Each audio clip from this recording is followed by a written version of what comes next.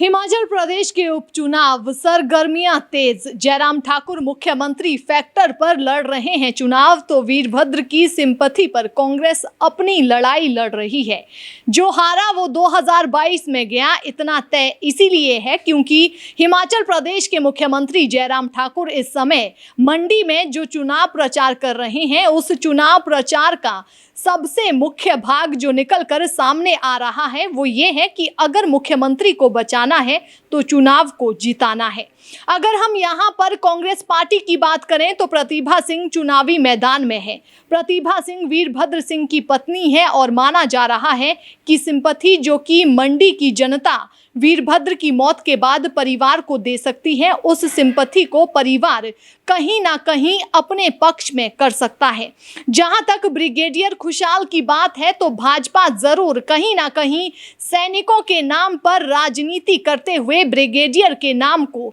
जनता के बीच लाने का प्रयास जरूर कर रही है, लेकिन उस तरह की सफलता अभी तक नहीं मिली है। यही कारण है कि मुख्यमंत्री के नाम और मुख्यमंत्री के फैक्टर के साथ मंडी लोकसभा के चुनाव में जयराम को जाना पड़ रहा है। लेकिन यहाँ पर बड़ा सवाल प्रतिभा सिंह को वीरभद्र सिंह की सिंपैथी मिलेगी या नहीं मिलेगी, इसको लेकर नहीं है, लेकिन यहाँ पर उससे भी बड़ा सवाल ये है कि जयराम ठाकुर अब मुख्यमंत्री के नाम पर मंडी में वोट मांग रहे हैं। लोकसभा उपचुनाव में जीत या हार के असर को लेकर राजनीति को जानने वाले लोग इस बात को लेकर चर्चा करने लगे हैं कि मुख्यमंत्री के नाम पर वोट मांगना इस उपचुनाव में कहीं ना कहीं भाजपा के लिए जोखिम भरा तो नहीं। जिस तरह से हिमाचल प्रदेश में मुख्यमंत्री की कुछ जनसभाओं में भीड़ नहीं जुट पा रही है, और ये मामला ना सिर्फ मंडी लोकसभा क्षेत्र का है बल्कि फतेहपुर और दूसरी जगहों पर भी मुख्यमंत्री की जनसभाओं में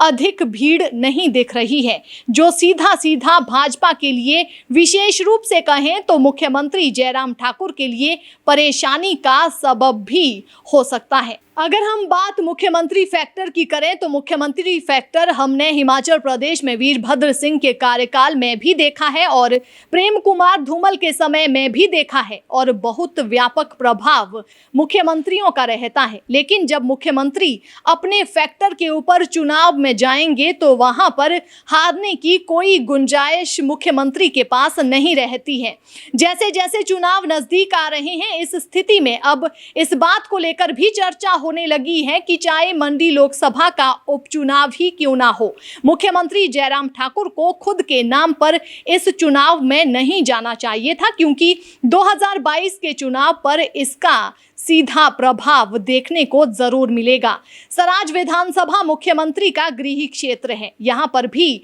विकास के बड़े बड़े दावे मुख्यमंत्री कर रहे हैं, लेकिन दावों के बीच में हैरानी की बात यह है कि मुख्यमंत्री को बार बार आज भी लोगों को ये याद दिलवाने के लिए जाना पड़ रहा है कि वे मुख्यमंत्री है। मतलब कहीं ना कहीं एक डर भाजपा के भीतर दिखने लगा है। वीरभद्र के समकक्ष खुद को रखकर जयराम ठाकुर इन दिनों प्रचार कर रहे हैं और ये भी कह रहे हैं कि 6 बार के मुख्यमंत्री ने जितना विकास नहीं किया, उससे अधिक विकास उन्होंने 4 साल में कर दिया है। लेकिन उसके बाद बार बार राज्य के लोगों को इस बात को याद दिलवाना कि वे मुख्यमंत्री हैं, कहीं ना कहीं एक दर्द जो चुनाव परिणाम को लेकर सभी को रहता है, वो डर अब दिखने लगा है। सराज विधानसभा में मुख्यमंत्री बार बार आ जा रहे हैं और 40,000 मतों से अधिक की लीड की बात वे यहाँ पर कह रहे हैं। लेकिन यहाँ पर अगर वीरभद्र सिंह के साथ खुद की तुलना मुख्यमंत्री करेंगे तो एक बात और उनको ध्यान में रखनी पड़ेगी